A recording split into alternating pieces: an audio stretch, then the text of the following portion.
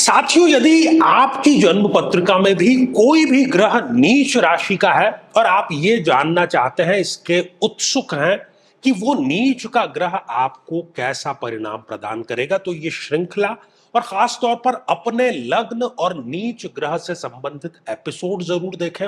यहाँ आई बटन में आपको लिंक मिल जाएगा पूरी प्लेलिस्ट का।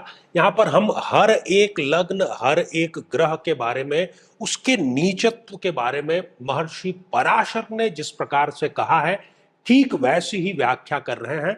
आप अपनी जन्म पत्रिका अपने समक्ष रख करके ये एपिसोड देखेंगे तो पूरे तार्किक ढंग से पिक्चर आपके सामने क्लियर हो जाएगी। तो मेरे बहुत ही प्रिय और बेहद सम्मानित साथियों, हृदय की असीम गहराइयों से अभिनंदन, बहुत बहुत हार्दिक स्वागत। साथियों, आज इस एपिसोड में हम चर्चा करने जा रहे हैं कि सिंह लग्न की जन्म पत्रिका में यदि चंद्रमा, जो कि मन सो जातक है, हमारे इमोशन को कंट्रोल करता है, मन को कंट्रोल करता है, यदि वो नीच राशि के होकर के विराजमान हो जाए तो वो क्या परिणाम प्रदान करेंगे। साथियों, किसी भी ग्रह का नीच राशि में जाना ठीक वैसा ही है कि एक संत पुरुष, एक महापुरुष, एक महात्मा यदि शराब के ठेके पर जाकर के बैठना शुरू कर दे, नीच लोगों की संगत कर दे, तो फिर उसका वो आदर सम्मान समाज नहीं करता है। और नीच ग्रह का बल साथियों कम नहीं होता, बल तो उसका उतना ही रहता है, लेकिन वो अशुभ परिणाम प्रदान करने के लिए बाध्य हो जाता है। और कई लोगों को यह गलतफहमी है कि सिंह लग्न में चंद्रमा मारक नहीं होता। साथियों, मारकत्व या योग कारक का निर्णय वो किस भाव का स्वामी है, इसको लेकर के किया जाता है।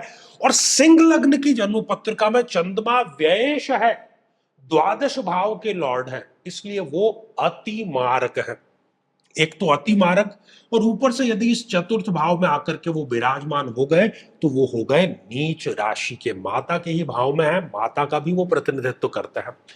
तो सबसे पहले तो उनके जो कारकत्व के विषय हैं, वो जिसके हेड ऑफ द डिपार्टमेंट है, उससे संबंधित वो नेगेटिव परिणाम प्रदान करेंगे। क्या परिणाम प्रदान करेंगे? ऐसी स्थिति में इस जातक या जातिका को माता से संबंधित तो कोई ना कोई स्वास्थ्य संबंधी चिंता सदैव बनी रहती है, या हो सकता है कि माता के प्यार से वंचित रहना पड़ जाए, या माता से दूर रहना पड़ जाए। किसी ना किसी प्रकार से माता के सुख से ये वंचित करने का कार्य करता है। दूसरा, ऐसा जो व्यक्ति है वो कला के किसी न किसी क्षेत्र में पारंगत जरूर होता है, किसी न किसी आर्ट फॉर्म में, लेकिन वो उस आर्ट फॉर्म में चाहते हुए भी करियर नहीं बना पाता, क्योंकि कला के क्षेत्र में आपको यदि पदार्पण करना है, अच्छा करियर बनाना है, तो कहीं ना कहीं चंद्रमा आपके फेवर में होना चाहिए। ये फेवर में यहां पर बिल्कुल भी नहीं है। साथियों, ऐसे जातक या जातिका को शीतलता जन्य जितने भी रोग हैं, जो कोल्ड जिसको हम कहते हैं, बहुत जल्दी आसानी से सर्दी जुकाम नजला ये हो जाता है। दमा की शिकायत भी ऐसे व्यक्ति को हो सकती है। स्त्रियों की कुंडली में ये हो तो वो उनको स्त्री जन्य रोग जरूर दे देता है। अभी हमने कहा कि चंद्रमा मन सो जातक है, अर्थात मानसिक तनाव, depression, over thinking, anxiety, insomnia, ये सारी चीजें यहां पर नीच राशि का जो चंद्रमा है वो इनको अवश्य दे देता है। साथियों, चंद्रमा व्यय भाव का लॉर्ड है, तो व्यय इतने बढ़ा देगा व्यक्ति के कि वो चाहे अपनी इनकम कितनी ही बढ़ाए, कभी भी वो व्यय से ऊपर उठ करके नहीं आ पाता। ये विदेश का भाव है, विदेश में जाकर बसने का भाव है। कई बार व्यक्ति विदेश चला भी जाता है, उसको नौकरी भी मिल जाती है, व्यवसाय भी करता है, लेकिन जितनी सक्सेस उसको मिलनी चाहिए नहीं मिल पाती। कई बार स्त्रियों की कुंडली में हमने देखा है कि विवाह के नाम पर विदेशी किसी व्यक्ति, किसी एनआरआई से उनका विवाह संपन्न होता है और पता चलता है वहां पर जाकर के कि हकीकत कुछ और ही है। यह भाव वृद्धावस्था का भी भाव है। नीच राशि का चंद्रमा इस जातक या जातिका को वृद्धावस्था में भी संघर्ष करने के लिए मजबूर कर देता है। व्यक्ति को शारीरिक मानसिक मेहनत करके अपना बुढ़ापा जो है उसका गुजारा करना पड़ता है। बात बात पर अपमानजनक स्थितियों का सामना करना पड़ना, डिप्रेशन, एंजाइटी की हमने बात की, किसी न किसी प्रकार के नशे का सेवन भी व्यक्ति करता है और ये नीच राशि का चंद्रमा कई बार छोटी बड़ी जेल यात्रा का भी कारक बन जाता है। साथियों, इस चतुर्थ भाव में आकर के वो यहां पर नीच राशि के हुए हैं। जैसा व्यक्ति को अपना घर चाहिए, जैसी गाड़ी चाहिए, वैसा उसका सपना ही रहता है, ये उसमें चंद्रमा आड़े जरूर आ जाता है। एक्स्ट्रा मैरिटल अफेयर का भी ये भाव है, इसलिए यहां पर व्यक्ति एक्स्ट्रा मैरिटल अफेयर की तरफ भी जाता हुआ नजर आता है और कहीं ना कहीं उसके दाम्पत्य सुख में इस वजह से कलह की स्थिति अवश्य आ जाती है। भूमि के निवेश से भी व्यक्ति को घाटा ही होता है। साथियों, ये नीच राशि का चंद्रमा इस दशम भाव को देखने का कार्य कर रहा है, तो पैतृक संपत्ति भी व्यक्ति को मिलती नहीं, मिलती भी है तो वो उसके किसी काम आती नहीं। पिता से भी वैचारिक मतभेद ये देते हैं। स्टूडेंट यदि है तो वो कितनी ही गंभीरता पूर्वक तैयारी क्यों ना कर ले, उसको सफलता सुनिश्चित रूप से नहीं मिल पाती है। व्यक्ति राजनीति में यदि है या ब्यूरोक्रेसी में है तो वो अच्छे खासे पद को स्वयं ही त्यागने का कार्य करता है। ये चंद्रमा कहीं ना कहीं एक झूठा आरोप या कलंक व्यक्ति को जरूर लगवा देता है। बदनामी का योग भी ये यहां पर स्पष्ट रूप से बना देता है। साथियों, ये तो सारी बात हुई समस्याओं की। अब इसका बहुत पुख्ता, सरल और सटीक उपाय क्या है? इसका उपाय यह है कि इस जातक या जातिका को सदैव अपनी मां की सेवा शुश्रूषा अवश्य करनी चाहिए, पहली बात, क्योंकि चंद्रमा साक्षात माता का प्रतिनिधित्व करता है। दूसरा, प्रति सोमवार को दूध से बनी हुई या सफेद रंग की वस्तुएं वो भी दान अवश्य करें।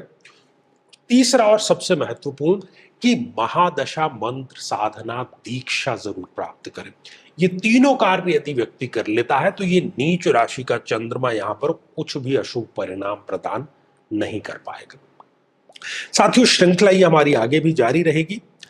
यदि आप भी चाहते हैं कि आपकी कुंडली का सूक्ष्म और वैज्ञानिक विश्लेषण हो तो आगामी समय में मैं स्वयं इन शहरों में उपस्थित रहूंगा। आप समय लेकर के मिल सकते हैं या फिर टेलीफोनिक या वीडियो कॉल के माध्यम से भी आप जुड़ सकते हैं।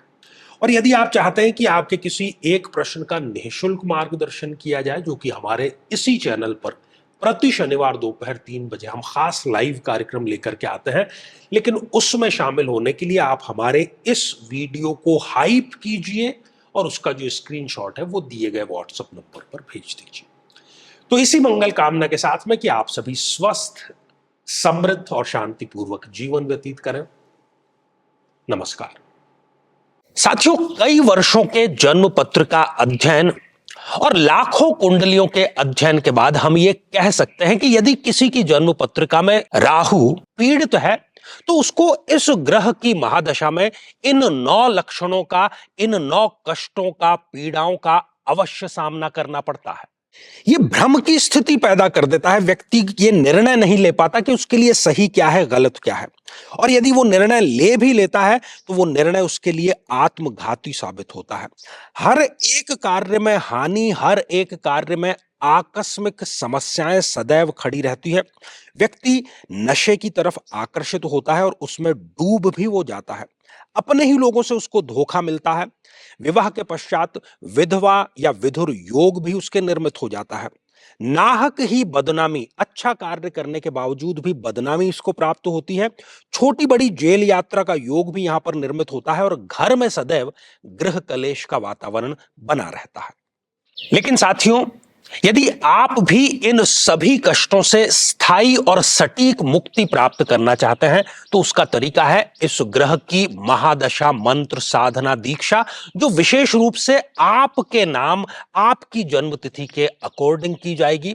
और गुरु दीक्षा के माध्यम से अभिमंत्रित माला भी आपको प्रदान की जाएगी, ताकि न केवल ये सारे कष्ट दूर हों बल्कि ये पूरी की पूरी महादशा आपके लिए शांतिदायक और सुख समृद्धिदायक साबित हो।